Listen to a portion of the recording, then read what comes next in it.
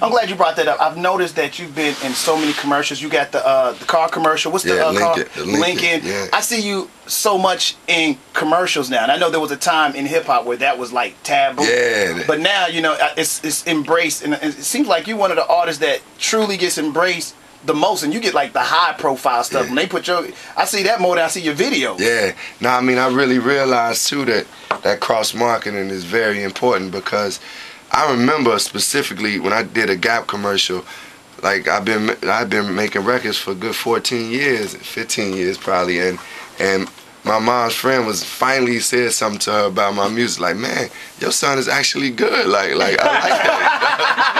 You know, she heard all the other records and didn't care. And I mean, I've literally had people come up to me like, yo, you that dude from the Gap commercial. Wow. You know, so they don't even know who Common is. So it's really important to be able to cross market, you know, and get those opportunities. And I think the blessing came from me just sticking to who I was and just continuing to make my brand valuable. So now when how's it growing that new market though? Because of those commercials, you're getting a whole, again, that could be a reason why, you know, you see the older lady and she's not she might be a little apprehensive to go to another concert, but she said, oh, Common, I'll go see him. Yeah. You know what I mean? Yeah, it definitely introduces me to some new fans, and it also brings my fans over to their products. So it's a good partnership. They know what they're getting, like these companies, when Zoom came, they know they're getting a progressive artist, an artist that may do something different, but you know, he go give a great live show.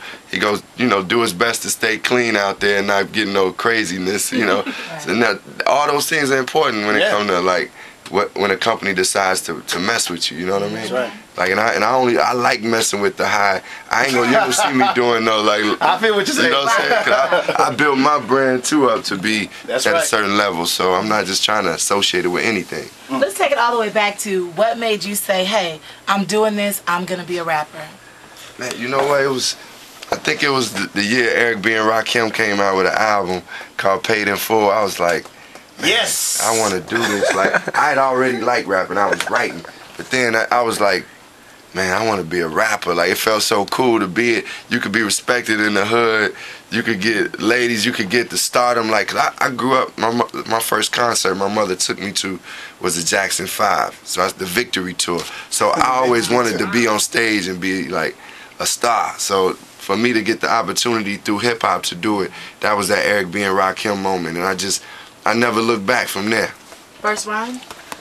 It said, my first rap, I wrote it in 7th grade. It started off, well, let me tell you about a trip a time ago. I was going there to run a cold-blooded show.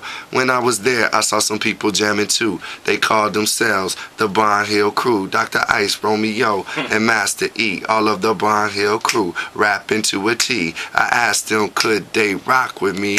The fly jamming something, something, something, MC. That was the first rap I wrote ever. I still got a memory of that because it just meant something to me. So, yeah, and I wrote that when I was in Cincinnati. I would go visit my cousin, and he would be playing stuff like Africa Bambaataa and Egyptian Lover and stuff like that. And they had a group called Barn Hill Crew, some of the cats around the neighborhood, and they was like Cincinnati's Run DMC. So I was around them. I just decided to write a rap. Once I wrote my rap and all the cats knew my rap, they were singing it with me. I was like, man, I might have something, you know? Cool. Well, that's the exclusiveness right here. We're bringing us to the Back at the Morning Show and Common live in the studio. Yeah. We're going to take a little quick break, but when we come back, we're going to play Universal Mind Control for y'all. It's 97.9 The Box. Yeah.